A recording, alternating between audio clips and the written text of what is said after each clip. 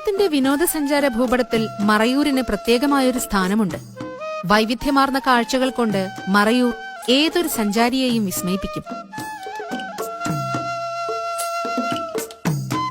ചരിത്രാതീത കാലം തൊട്ടുള്ള സ്മാരകങ്ങൾ മുതൽ അപൂർവമായ ചന്ദനക്കാടുകൾ വരെ ഒരുക്കിയാണ് മറയൂർ സന്ദർശകരെ വരവേൽക്കുന്നത്. മറഞ്ഞിരിക്കുന്ന ഊര് എന്നാണ് മറയൂർ എന്ന പേരിന്റെ അർത്ഥം.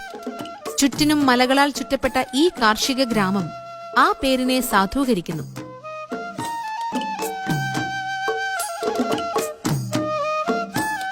മൂന്നാർ കടന്ന് തമിഴ്നാട്ടിലേക്ക് പോകുന്ന വഴിയിലാണ് മറയൂർ സ്ഥിതി ചെയ്യുന്നത്. മറയൂർ, കാന്തല്ലൂർ, കീഴാന്തൂർ, കാരയൂർ, കോട്ടക്കുടി എന്നീ 5 ഗ്രാമങ്ങളുടെ നാടുകൂടിയാണ് മറയൂർ. ഇടുക്കി ജില്ലയിൽ സഹ്യപർവ്വതത്തിന് അപ്പുറത്തുള്ള മറയൂരിലെ പ്രധാന കാഴ്ചകൾ ഏതൊക്കെയെന്ന് നോക്കാം.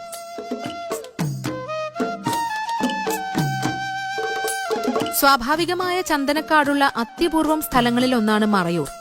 മറയൂർ സാൻഡൽ ഡിവിഷനാണ് യാത്രികർക്കുള്ള ആദ്യ വിരുന്ന്.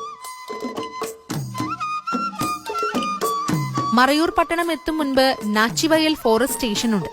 അവിടെ നിന്ന് വലത്തോട്ടുള്ള ചെറിയ വഴി പോകുന്നത് ചന്ദനത്തോപ്പുകളിലൂടെയാണ്. മാനുകളെ യഥേഷ്ടം അവിടെ കാണാം.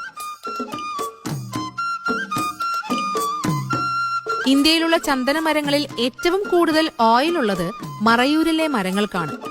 റോഡരികിൽ ചന്ദനമരങ്ങളെ അടുത്ത് കാണാം. ഒരു കാരണവശാലും ചന്ദനവനത്തിൽ നിന്ന് ഇല പോലും പറിച്ചെടുക്കരുത്.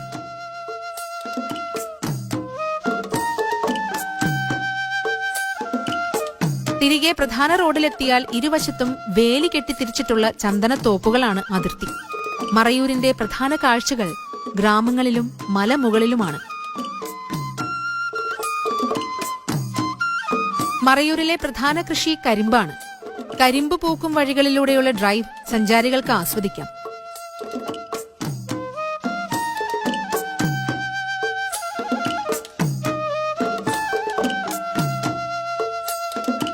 കരിമ്പ് തോട്ടങ്ങൾക്കുള്ളിൽ ശർക്കരശാലകളുണ്ട്. അവ സന്ദർശിച്ചാൽ പരമ്പരാഗതമായി കരിമ്പിൽ നിന്ന് ശർക്കരയുണ്ടാക്കുന്ന രീതി കാണാം.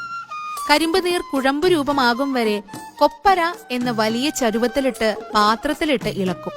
പിന്നീട് കുഴമ്പ് ശർക്കര മറ്റൊരു വലിയ ചതുര ചരുവത്തിലേക്ക് പകർന്ന് തണുപ്പിക്കും.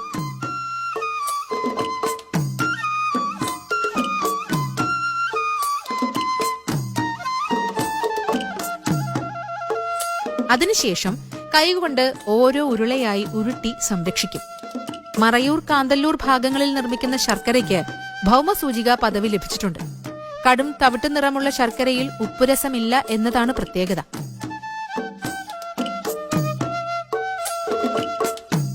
കിഴക്കോട്ടൊഴുകുന്ന പാമ്പാർ നദിയുടെ കരയിലാണ് കോവിൽക്കടവ് എന്ന കുഞ്ഞു പട്ടണം. അവിടെ നിന്ന് ഇടത്തോട്ട് തിരിഞ്ഞാൽ ഇരച്ചിൽപ്പാറ വെള്ളച്ചാട്ടത്തിലേക്ക് എത്താം.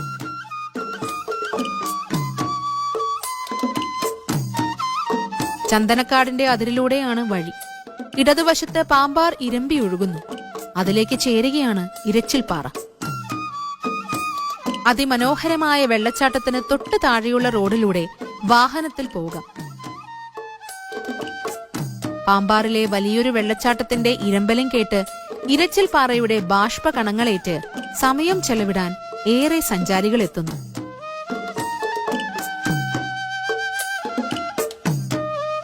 ആദിമനിവാസികൾ മറയൂരിൽ താമസിച്ചിരുന്നതിന്റെ തെളിവാണ് മുനിയറകൾ.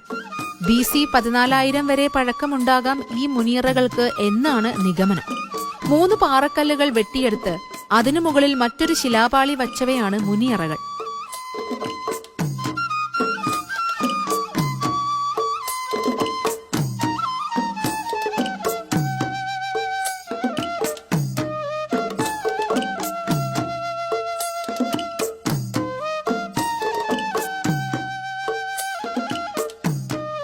മറയൂരിൽ നിന്ന് കാന്തല്ലൂരിലേക്കുള്ള വഴിയിൽ ആനക്കോട്ടപ്പാറയിൽ ഇവ സംരക്ഷിക്കപ്പെട്ടിട്ടുണ്ട്.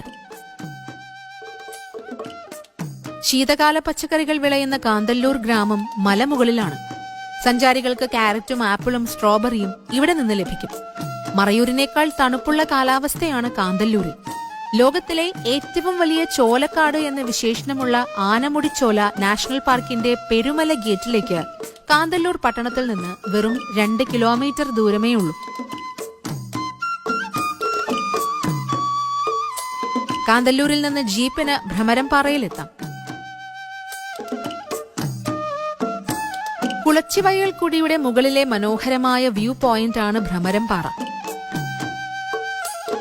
ഭ്രമരം സിനിമയുടെ ഷൂട്ടിംഗ് ലൊക്കേഷൻ ഇവിടെയായിരുന്നു. പാറയുടെ അറ്റത്തേക്ക് നടന്നു പോകുമ്പോൾ നല്ല ശ്രദ്ധ വേണം. തിരികെ വന്നാൽ പുൽമേട്ടിലെ മരങ്ങളിലെ ഏറുമാടങ്ങളിലും സഞ്ചാരികൾക്ക് കയറാം.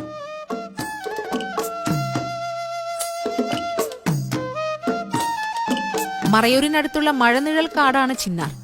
8 കിലോമീറ്റർ തമിഴ്നാട് ഭാഗത്തേക്ക് യാത്ര ചെയ്താൽ ചിന്നാറിലെത്താം. യാത്രികർക്ക് താമസിക്കാൻ ചിന്നാറിൽ മരവീടുകളുണ്ട്. വാച്ച് ടവർ കാണാനുള്ള ട്രക്കിംഗ് പാക്കേജുകളുമുണ്ട്. അവിടെ തൂവാനം വെള്ളച്ചാട്ടത്തിലേക്കുള്ള ട്രക്കിംഗ് നല്ലൊരു അനുഭവമാണ്. തൂവാനത്ത് താമസ സൗകര്യവും വനം വകുപ്പ് ഒരുക്കുന്നുണ്ട്. മറയൂരിന്റെ മാന്ത്രിക ഭംഗി ആസ്വദിച്ച് തിരിച്ച് മൂന്നാർ വഴിയാണ് പോരുന്നതെങ്കിൽ ലക്കം വെള്ളച്ചാട്ടത്തിൽ ഒരു കുളി പാസാക്കാം. ഇരവികുളം നാഷണൽ പാർക്കിൽ നിന്ന് വരുന്ന കുളിർ ജലമാണിത്.